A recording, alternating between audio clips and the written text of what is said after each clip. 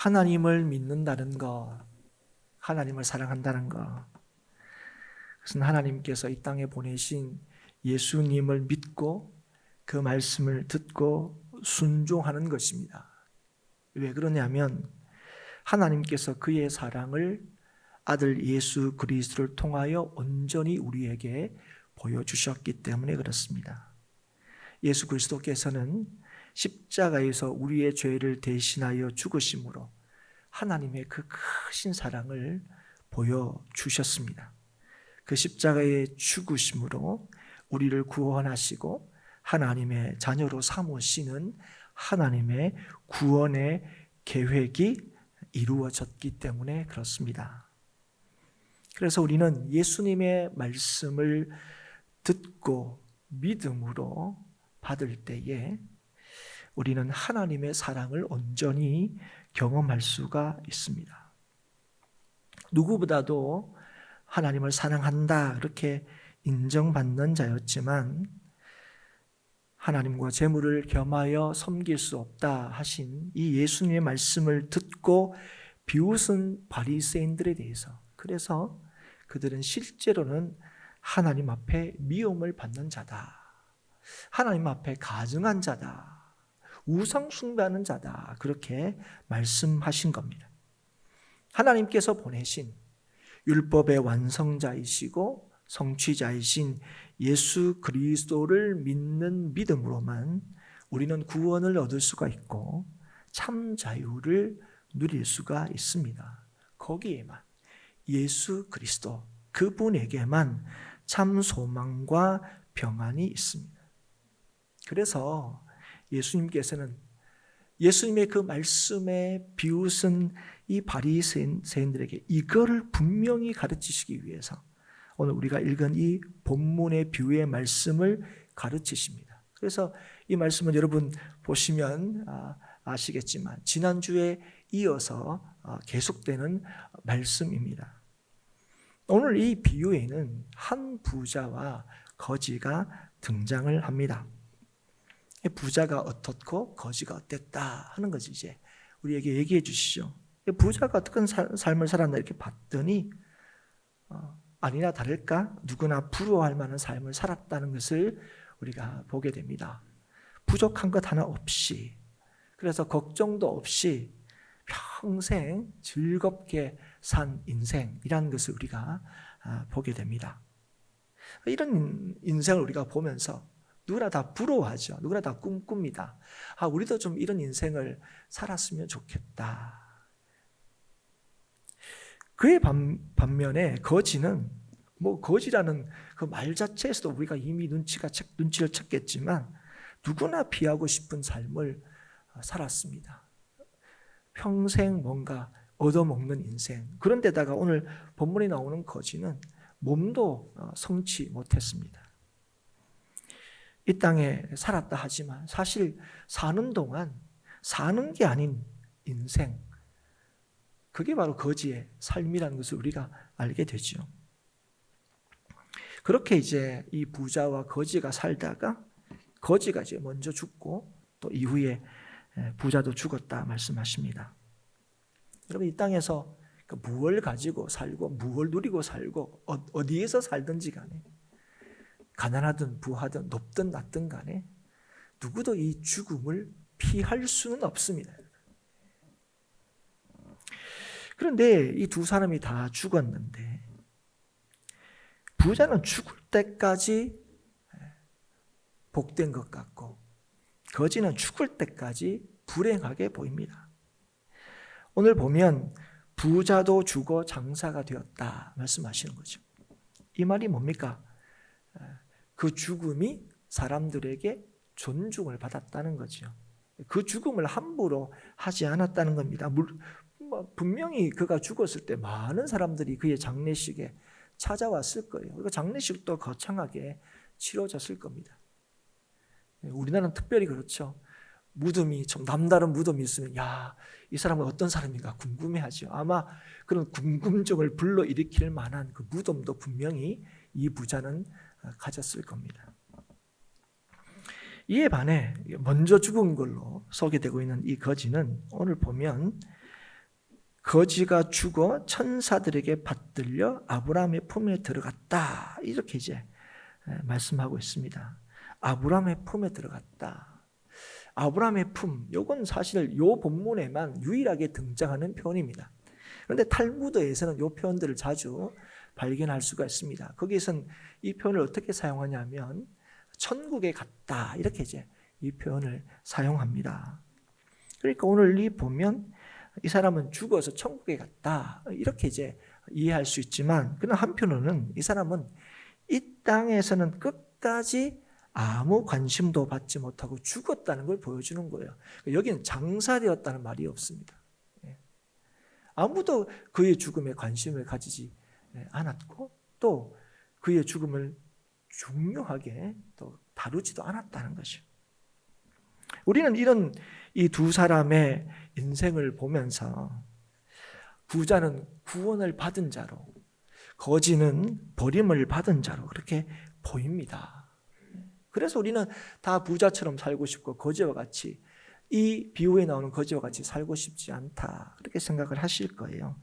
그런데 놀랍게도 이들이 죽고 난 뒤에, 누구도 피할 수 없는 죽음을 맞이하고 난 뒤에 보니 거지가 구원을 받은 자였고 부자가 그렇지 않은 자였다는 것을 알게 되는 거예요.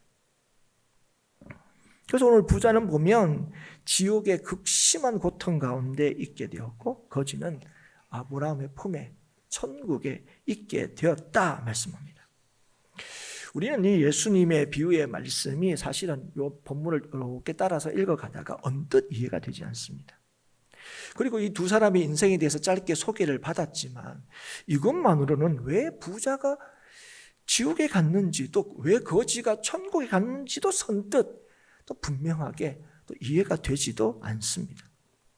우리는 이 두 사람의 얘기를 쭉 들으면서 죽기까지 이 두 사람의 얘기를 쭉 들으면서 이 두 사람의 인생 중에서 누가 예수 믿는 인생, 누가 믿음 있는 인생인 것 같습니까? 하는 질문을 받는다면 여러분과 저는 오늘 21절까지만 우리가 본다면 우리는 부자가 예수 믿는 믿음으로 산 사람이지요 이렇게 답할 겁니다. 그리고 그렇게 답하고 싶어 할 것입니다.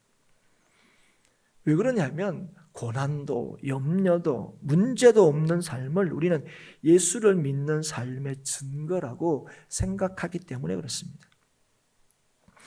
그런데 오늘 예수님께서 가르치시는 이 비유의 말씀을 통해서 우리에게 뭘 알려줍니까?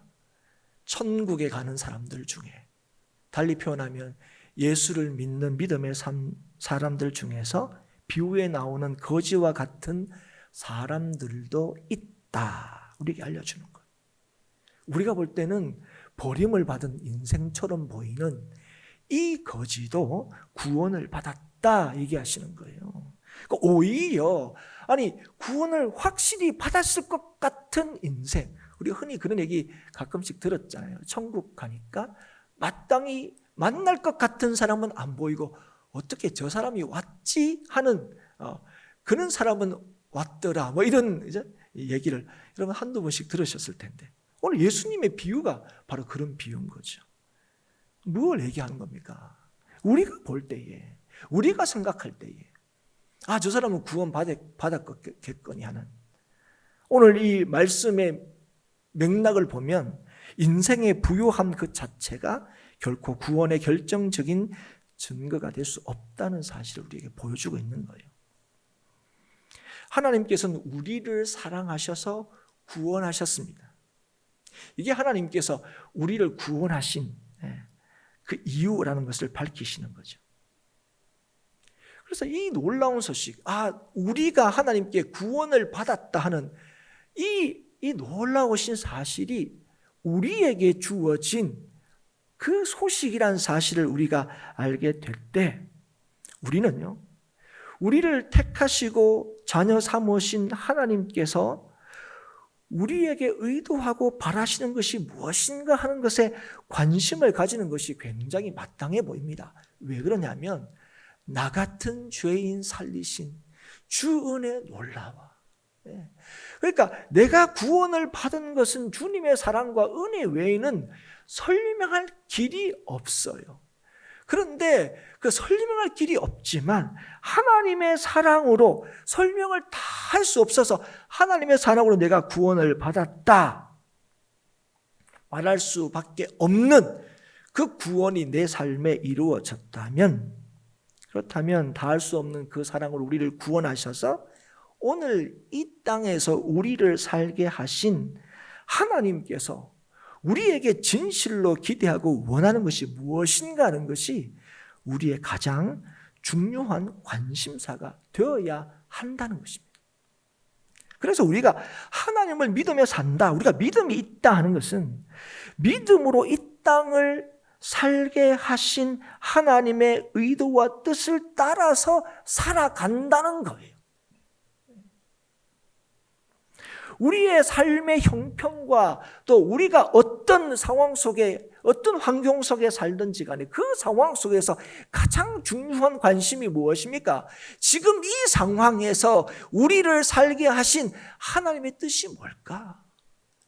이 상황에서 믿음을 주셔서 이 믿음을 가지고 이 땅에서 살게 하신 주의 뜻이 무엇일까? 이게 우리의 제일 관심이 되어야 한다는 거예요. 그런데 여러분, 우리가 하나님을 믿는다고 할 때 예수님의 은혜로 하나님을 알게 되었다, 하나님이 우리 하나님이다 이렇게 믿을 때에 우리는 사실은 어디에 더 큰 관심이 있냐면 우리를 구원하신 그 하나님이 전능하신 하나님이시기 때문에 우리의 기대와 바람을 반드시 이루어 주실 것이다 하는 것에 우리의 어떤 관심의 초점이 있을 때가 더 많다는 것이죠. 그래서 여러분, 하나님 믿으면, 아니 세상을 만드신 하나님이신데, 우리를 사랑하신다는 하나님이신데, 그래서 우리를 사랑하시기에 독생자 예수도 아끼지 않고 우리를 구원하셨다는 그 하나님이시니까 우리가 자연스럽게 어떻게 생각하게 됩니까? 하나님 믿으면 문제가 없어야 되는 거 아니냐, 하나님 믿으면 어려움 없어야 되는 거 아니냐, 만사형통해야 되는 거 아니냐, 이렇게 우리가 생각을 한다는 거죠. 그리고 그런 삶을 살게 되면 그게 우리의 구원의 중요한 증거라고 생각하는 겁니다. 그래서 이 바리새인들이 하나님과 재물을 겸하여 섬길 수 없다 하는 예수님의 말씀에 비웃은 거예요.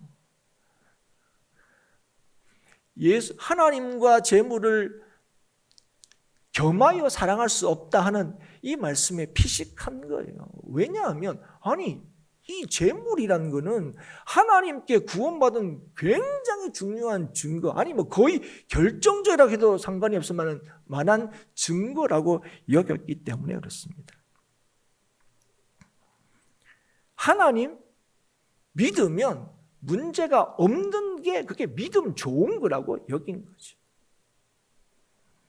그런 그들에게 예수님께서는 하나님을 믿는다는 게 뭔가 하는 것을 가르쳐 주시기 위해서 이 비유의 말씀을 하고 계시는 거예요. 우리는 이 두 사람의 얘기를 이렇게 쭉 들으면서 한 가지 놀라운 사실을 보게 됩니다. 그게 뭐냐면 부자가 있고 거지가 있다 이렇게 있는데, 부자에 대해서는 이름을 언급하지 않는 반면에 거지에 대해서는 이름을 얘기해요. 거지는 나사로다. 부자는 이름이 없어요. 근데 여러분, 이 얘기를 쭉 들었을 때 아마 이 얘기를 듣는 바리새인들이 좀 놀랐을 거예요. 왜 그러냐면 사실은 바리새인 그런 게 우리도 그럴 거예요. 왜냐하면 우리가 알고 싶은 이름은 사실은 이때까지 이렇게 잘 살았다, 이렇게 멋있게 살았다, 이런 사람 이름 알고 싶은 거지, 지질이 고생하다가 죽었다 이런 사람 인생 알고 싶지도 않아요. 그리고 멋있게 산 사람들의 삶은 본받고 싶어요, 우리가. 여러분 그렇지 않습니까? 그래서 예수님께서 부자의 이름은 얘기하지 않으시고 거지의 이름만 얘기했을 때는 조금 의아해했을 뿐 아니라 조금은 놀랐을 겁니다. 그런데 이게 더 놀라운 게 뭐냐면, 오늘 예수님의 그 비유의 말씀, 우리가 오늘 누가복음 16장 말씀을 살피고 있지만 예수님은 마태, 마가, 누가, 요한에 걸쳐서 비유의 말씀을 굉장히 많이 하셨습니다. 그런데 이 비유의 말씀에 등장하는 인물 가운데 우리가 이미 알고 있는 뭐 아브라함이다 뭐 이런 거 말고 예수님께서 가르치실 때 어떤 비유에 등장하는 인물 가운데 이름을 가지고 있는, 이름을 밝힌 유일한 사람이 누구냐? 오늘 이 본문이 나온 이 거지 나사로입니다. 여러분, 우리는 사실 별로 알고 싶지도 않아요. 우리가 별로 알 필요도 없는 인생처럼 보입니다. 그런데 여러분, 이 거지에 대해서 얘기할 때 예수님께서 뭐라고 얘기하시는 거예요? 이 거지의 인생에 대해서 예수님께서 잘 알고 계시다는 거예요. 그리고 기억하고 계신다는 거예요. 그걸 우리에게 보여주고 있는 거죠. 되게 놀랍습니다. 예.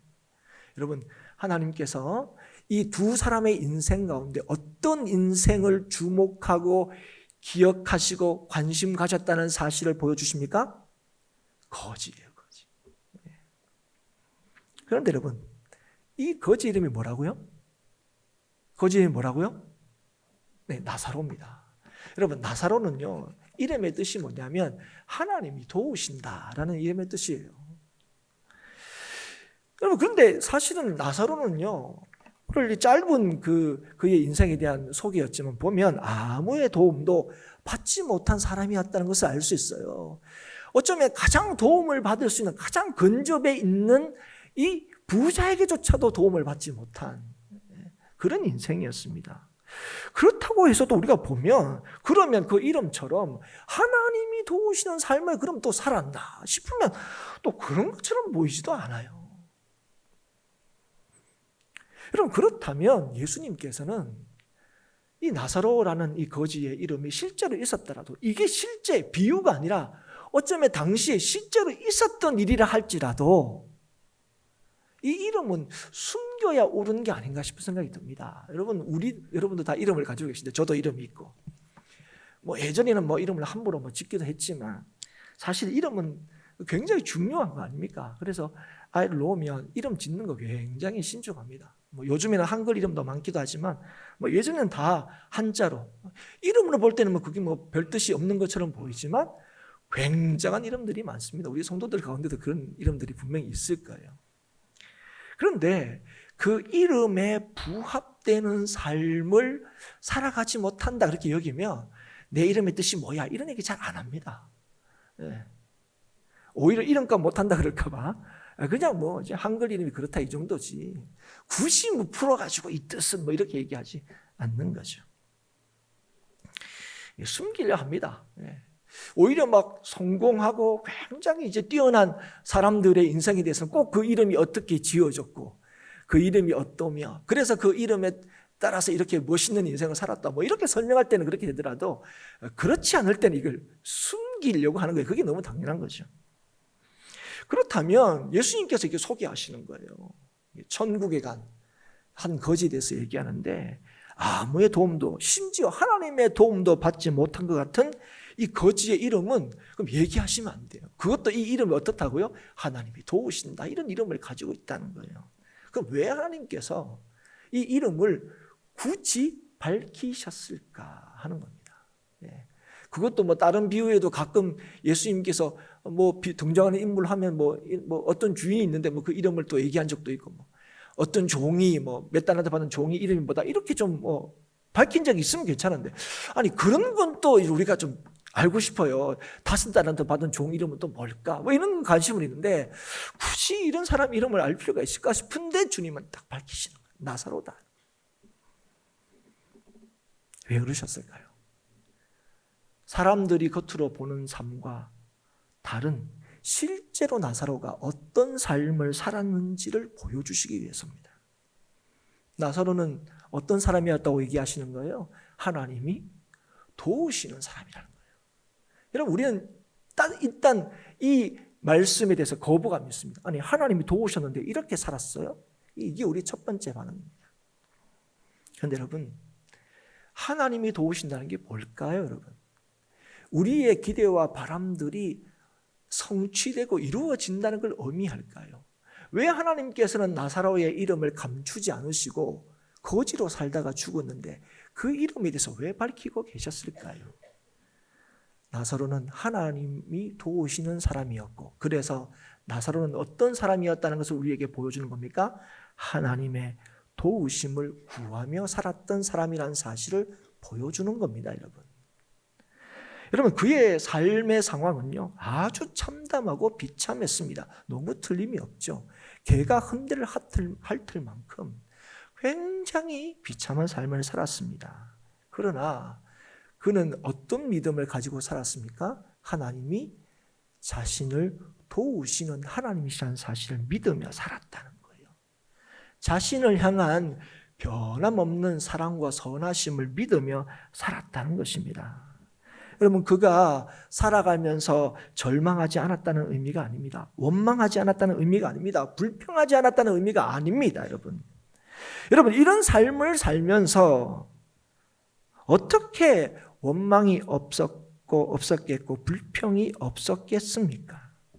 그의 삶의 형편을 살펴보면 그는 분명히 그 상황들은 그를 절망케 하기에 충분해 보입니다. 하지만 사랑하는 여러분, 그가 뭘 늘 믿으며 살았다고요? 하나님의 도우심, 이걸 늘 구하며 살았다는 거예요. 그래서 자신의 이 삶에 대해서 원망과 불평으로 자신의 존재를 주장하거나 드러내지 않았다는 거예요. 마땅히 거지와 같은 삶을 살면 세상 원망하고 이렇게 나게 하신 하나님 원망하며 그렇게 살았을 건데 그렇지 않았다는 겁니다. 왜냐? 그는 나사로였다는 거예요. 하나님이 도우시는 인생이었고 하나님의 도우심을 구하며 살았던 인생이었다는 거예요. 그는 절망에 허우적거리며 살지 않았다는 것입니다. 스스로도 감당할 수 없는 그 상황 속에, 그것도 지속되는 그 어려움 속에 그는 끊임없이 하나님의 도우심을 믿었고 그 도우심을 구했다는 거죠. 아무도 주목하지 않는, 아무에게도 주목받지 못한 그런 인생이었지만 그는 하나님께서 자신을 주목하고 계심을 믿었고 그래서 오직 그 하나님을 주목하며 그 도우심을 구하며 살았던 사람이다. 지금 예수님께서는 우리에게 말씀해 주고 계시는 겁니다. 우리가 이렇게 말할 수 있는 근거가 어디에 있느냐? 목사님 너무 비약 아닙니까? 그럼 우리가 그렇게 말할 수 있는 근거는 부자가 지옥에서 너무 고통스러울 때 아브라함에게 요청하는 말을 통해서 근거를 찾을 수 있습니다. 우리 27절, 28절 우리 같이 한번 읽겠습니다.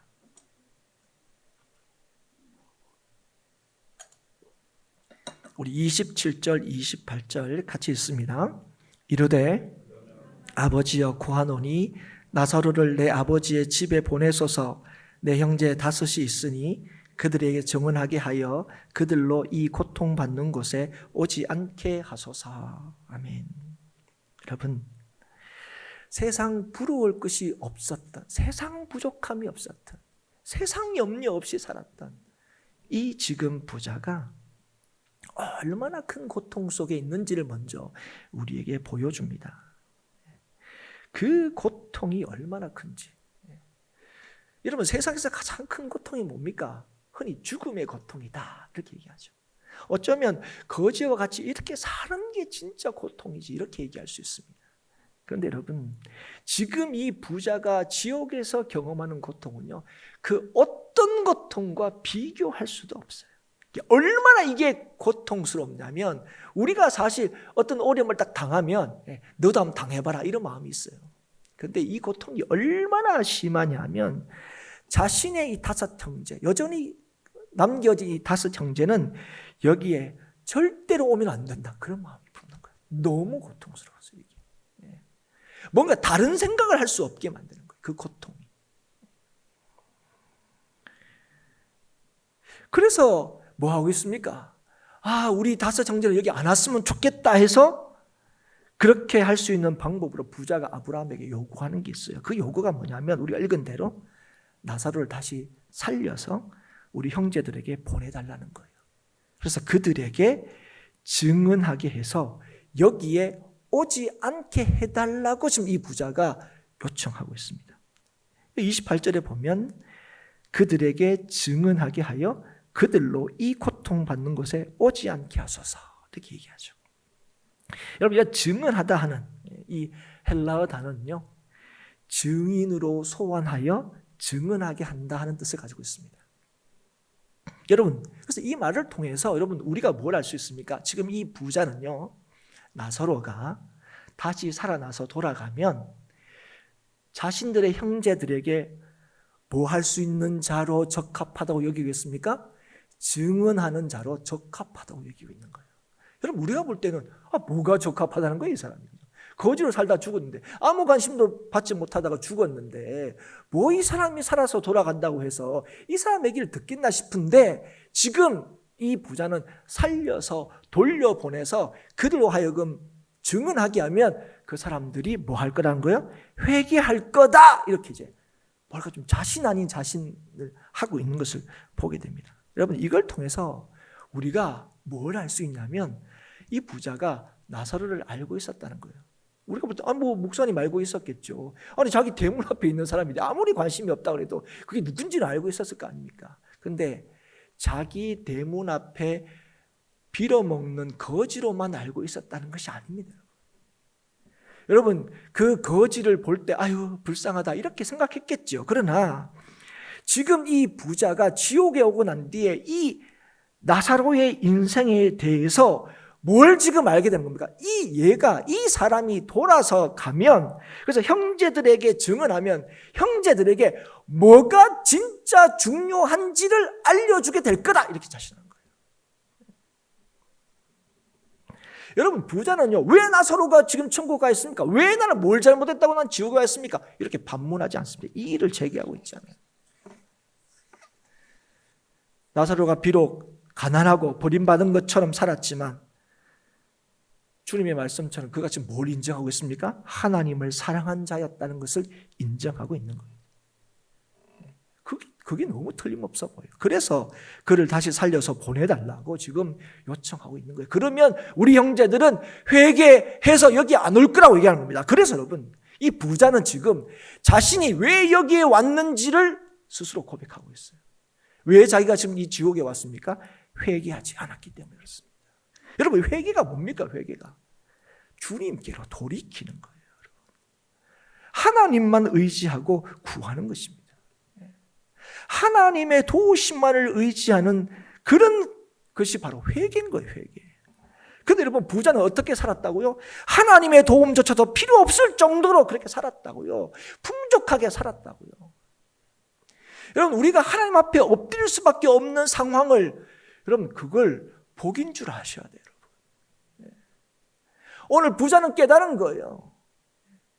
자기는 하나님의 도우심을 구하지 않아도 얼마든지 잘 살 수 있었던 인생이었다. 그래서 뭐 하지 않은 인생이었다고? 주께로 날마다 나가는 인생이 아니었다고요. 주께로 돌이키는 인생이 아니었다고요. 날마다 우리 호흡까지도 주의 은혜입니다, 그렇게 말할지언정 실제로 그렇게 살지 않았다고요. 그리고 그는 그래서 자신의 대문 앞에 버려진 거지 나사로에 대해서도 아무런 도움을 주지 않았던 삶을 살았던 거예요. 그게 무슨 말입니까? 하나님을 두려워하지 않았다는 거예요. 하나님이 나로 하여금 지금 이 순간을 살게 하신 뜻이 뭔가 하는 것에 대해서 관심이 없었다는 거예요. 왜 내 대문 앞에 저 거지가 있는지에 대해서 관심을 두지 않았다는 거예요. 그저 자신의 부족함 없음과 풍요한 것에 대해서만 감사하며 그렇게 살았다는 거예요. 그냥 그게 하나님께서 나를 구원하신 구원의 증거라고 여겼던 거예요.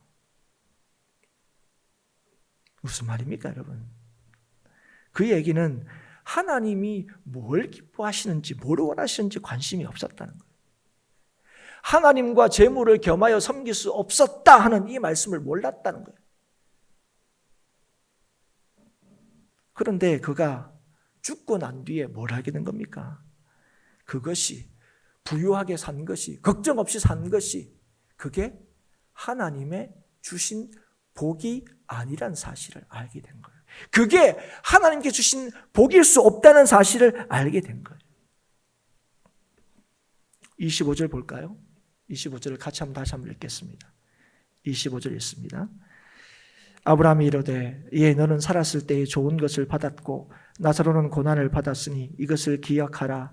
이제 그는 여기서 위로를 받고 너는 괴로움을 받느니라. 여러분, 이 땅에서 믿음으로 고생하면 천국에서는 천국에 가고, 이 땅에서 좀 잘 살면 지옥 간다, 그 얘기하는 게 아닙니다. 여러분, 이 말이 뭡니까? 여러분, 이 부자는 좋은 것으로 받아서 그 좋은 것 자체가 뭐라고 여긴 거예요? 그게 복이라고 여긴 거예요. 그런데 여러분, 나사로는 고난을 받았습니다. 그래서 이 고난을 뭐라고 생각하지 않았다는 거예요? 이걸 화라고 생각하지 않았다는 거예요. 벌이라고 생각하지 않았다고요. 그래서 이 고난 중에 뭐 했다고요? 주님을 더 구하고 찾았다는 겁니다. 그걸 기억하라는 거예요. 그걸 기억하라. 누가 구원을 받는 인생을 사느냐? 누가 예수 그리스도한테 약속된 은혜와 평강을 누리느냐? 부족함이 없어 보이는 인생이 아니라는 거예요. 날마다 주님을 찾고 구하는 인생, 그 인생이 진실로 구원받는 인생이라는 사실을 말씀해 주고 있는 거예요. 인생의 참된 평안이 뭐라고 여러분 정말 믿으십니까?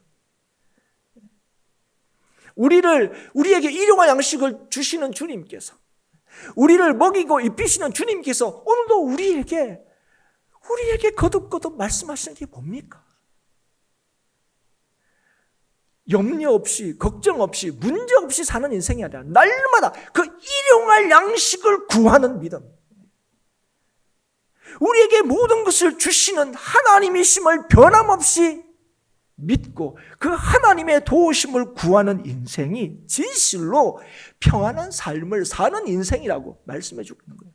구원받은 인생이 누리는 그 놀라우신 은혜를 이렇게 누릴 수 있다고 말씀하시는 거예요. 우리를 주로 믿는 자로 살게 하는 게 뭐냐?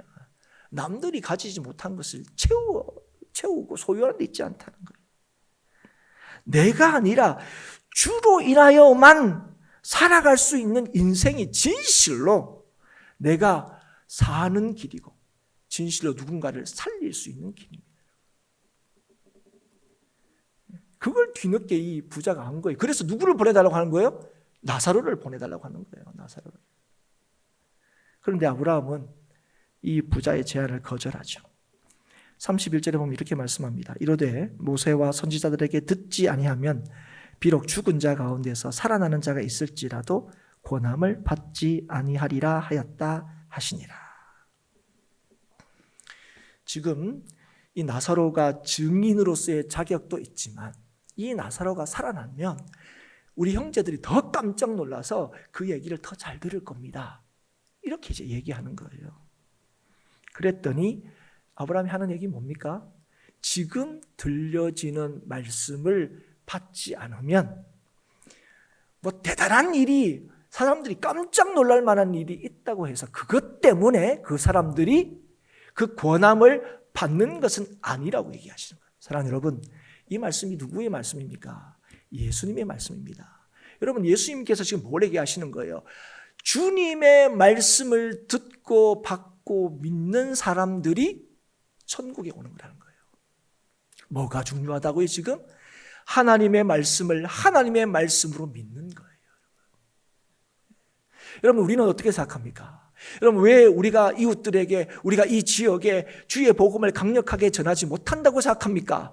행복한 교회가 뭔가 좀 깜짝 놀랄만한 일들을 세상에 못 보여주기 때문에 그렇다고 생각합니다. 그래서 우리 교회 안에 사람들이 깜짝 놀랄만한 어떤 일이 있으면 사람들이 우리 행복한 교회에 굉장히 많이 올 거라고 생각하고 믿는 사람도 굉장히 많이 더해질 거라고 생각합니다. 그런데 여러분, 예수님께서 지금 무슨 말씀을 하신 줄 아십니까? 뭘로만 구원을 받는다고요? 하나님의 말씀을 믿는 믿음으로만 구원받는다고요. 그 말씀을 믿느냐, 그 말씀을 따르냐, 여기에 구원이 있는 거지. 뭐 대단한 일이 있으면 그걸로 통해서 뭔가 구원을 받는 일이 있는 것처럼 보이는 게 아니라는 거예요. 여러분, 잘 아셔야 됩니다. 부자가 하나님을 몰랐던 게 아닙니다. 여러분, 부자는 하나님을 믿었습니다. 근데 뭐도 믿은 거죠? 재물도 믿은 거죠. 하나님도 섬기고 재물도 섬긴 거예요. 진실로 하나님을 사랑한 게 아니라는 거예요. 사랑하는 여러분, 오늘 구원 얻는 길이 어디 있느냐? 그 얘기하는 거예요. 모세와 선지자들에게 듣지 않으면 그들이 얘기하는 게 뭡니까? 예수 그리스도예요. 그런데 여러분, 이걸 다 잘한다고 자신했던 바리새인들이 정작 뭘 모르고 있는 거예요? 예수 그리스도는 모르고 있는 거예요. 예수 그리스도는 거절하고 있는 거예요. 예수 그리스도의 말씀에 대해서는 비웃는 거예요. 사랑하는 여러분, 구원을 누리는 확실한 길은요, 믿음의 주이신 예수님의 말씀에 대하여 아멘하여 그 뜻이 이루어지기를 기도하며 순종하며 사는 자입니다. 여러분, 신앙생활을 하면 할수록 더 확실해지고 분명해지는 게 뭔지 아십니까? 내가 이렇게 살아보니 내가 옳았다, 이게 맞다, 이거 아니에요. 여러분, 매일매일 살면서 점점 신앙의 경륜과 연륜이 깊어지고 실제로 믿음이 깊어지면요, 여러분, 뭐가 더 분명해지느냐? 나는 늘 부족하고 주님은 늘 온전하시고 오직 주님만이 내 힘이고 능력이라는 것을 알게 되는 거예요. 오직 주님만. 예수님이 나를 살리신 분이시고 예수님이 지금도 나를 살게 하시는 분이시고 예수님만이 나를 영원토록 복되게 하시는 분이시다는 사실을 고백하게 되는 거예요. 그래서 주님의 음성에 귀를 기울이는 것입니다. 내 몸을 쳐서 주의 말씀에 복종시키는 거예요. 주의 말씀을 깨닫게 해달라고, 그 지혜를 달라고 기도하는 것이고요. 진실로 그러한가? 그 말씀을 깊이 생각하고 묵상하는 겁니다. 여러분, 우리 행복한 교회가 매일 성경으로 늘 묵상하자고 하는 것은, 야, 우리 교회가 남들보다 좀 나아, 괜찮아, 이거 아닙니다, 여러분. 오늘도 이 말씀을 받고 듣고 믿는 데에 우리의 구원의 기쁨과 은혜와 능력을 맛볼 수 있기 때문에 그래요. 지금 주어지는 이 말씀에 우리가 아멘하지 않고 권면을 받지 않으면 어떤 놀라운 일이 있다 할지라도 권면을 받지 않는다. 예수님의 말씀입니다. 그런데 여러분, 이 말씀을 누구에게 주고 계십니까? 첫 번째는 바리새인에게 주고 있는 말씀입니다. 그리고 누구에게 주고 계시느냐? 하나님을 사랑한다고 하지만 실제로 하나님을 사랑하지 않는 자들에게 주시는 말씀이요. 하나님을 섬긴다고 하면서도 하나님만을 섬기지 않는 자들에게 주시는 말씀입니다. 왜 주십니까? 그들로 하여금 하나님의 사랑을 알게 하시기 위해서입니다, 여러분. 회개케 하기 위해서 하나님께서 그들에게 말씀을 주시는 거예요. 나 너 미워, 이 얘기 하시는 게 아니라 내가 너를 여전히 사랑해. 그래서 하나님의 사랑의 실체이신 이 예수 그리스도를 믿고 따르게 하기 위해서 이 말씀을 바리새인에게 주는 것이고 이 말씀을 오늘 저와 여러분에게 주고 계시는 거예요. 사랑하는 여러분, 사랑하는 성도 여러분, 오늘도 하나님을 간절히 찾고 그분의 말씀에 순종하기를 주의 이름으로 축복합니다. 들을 귀를 달라고, 깨달을 수 있는 지혜를 달라고, 말씀을 따를 수 있는 믿음을 달라고 간절히 구하는 저와 여러분이 될 수 있기를 바랍니다. 왜 그렇습니까? 예수님만이 나의 생명이시고 구원이시고 능력이 되시기 때문에 그렇습니다. 여러분, 이게 여러분 말할 수 없는 은혜입니다. 지금 우리에게 주어진 놀라운 은혜입니다. 죽으면 더 이상 기회가 없습니다. 돌이킬 수 없습니다, 여러분. 여러분, 그때는요, 우리에게 주셨던 그 말씀이 참으로 우리를 살리는 말씀이라는 것을 깨닫게 되어도 그때는 소용이 없습니다, 여러분. 하지만 우리에게는 소망이 있습니다. 우리는 여전히 기회가 있습니다. 왜 그렇습니까? 이 말씀을 오늘 저와 여러분에게 주고 계시기 때문에 그렇습니다. 예수님은 우리의 인생에 먼저 찾아오셔서 우리를 살리신 분이십니다. 그리고 지금도 우리를 살리시는 분이시고 영원토록 우리를 살게 하시는 분이십니다. 그래서 그분이 우리를 주께로 돌이키고 날마다 주와 더불어 살아가게 하시는 이 말씀을 주시는 것은, 이 말씀이 오늘도 우리에게 주어지는 그 자체가 무엇과도 바꿀 수 없는 복입니다. 이게 우리에게 오늘도 이 말씀이 주어지고 있다는, 이게 무엇과도 바꿀 수 없는 우리 인생의 안전함입니다. 때로 그 말씀이 두렵게 다가오기도 합니다. 그 말씀이 때로는 어렵게 다가오기도 합니다. 그러나 그 말씀을 우리를 주저앉게 만드시려고 하는 게 아닙니다. 더 주의 말씀을 붙들게 하시려고 하는 거예요. 왜 그렇습니까? 예수님께서는 여전히 우리를 사랑하시는 분이시고 여전히 주님 안에서 약속된 은혜와 평강을 누리시기를 기뻐하시기 때문에 그렇습니다. 이 땅에서뿐 아니라 영원토록 말입니다. 오늘도 귀 있는 자는 성령께서 교회에게 하시는 말씀을 들어야 할 것입니다. 오늘도 복음의 소식을 들은 자에게 말씀합니다. 히브리서 12장 2절 말씀, 믿음의 주여 또 온전케 하시는 이 예수를 바라보자. 그는 그 앞에 있는 기쁨을 위하여 십자가를 참으사 부끄러움을 개의치 아니하시더니 하나님 보좌 우편에 앉으셨느니라. 여러분, 우리는 예수님께서 그 십자가를 어떻게 참으셨는지 압니다. 예수님께서 그 십자가를 어떻게 참으신지 우리에게 본을 보여주셨습니다. 그 겟세마네 동산에서 잡히시는 그날 밤에 예수님의 기도가 무엇이었습니까? 아버지, 할 수만 있으면 이 잔을 옮겨주십시오. 여러분, 우리가 당하는 어려움과 고통 너무너무 큽니다. 예수님께서는 이 땅에 오신 이유를 분명히 아셨습니다. 그럼에도 불구하고 그가 당해야 되는 그 고통을 견딜 수가 없었습니다. 그러나 그 기도로 끝난 게 아니죠. 그러나 나의 원대로 하지 마시고 아버지의 원대로 하옵소서. 사랑하는 여러분, 예수 그리스도의 십자가는 결코 실패가 아니었습니다. 승리였습니다. 여러분, 그걸 어떻게 맛볼 수 있었습니까? 바로 하나님의 도우심을 구하는 데 있습니다. 우리를 향하신 하나님의 뜻을 믿는 데 있습니다. 그리고 그 뜻대로 이루어지기를 기도하는 데 있습니다. 사랑하는 여러분, 어떤 인생의 순간을 지나가고 계십니까? 어려움 중에 계십니까? 아니면 평안 중에 계십니까? 여러분, 어떤 인생의 순간을 지나고 어떤 여정을 지금 하고 있는지 모르지만 오늘 지금 주의 도우심을 구하며 살고 있다면, 오늘도 주의 들려주시는 그 말씀을 붙들고 살고 있다면 여러분 걱정하지 마십시오. 두려워하지 마십시오.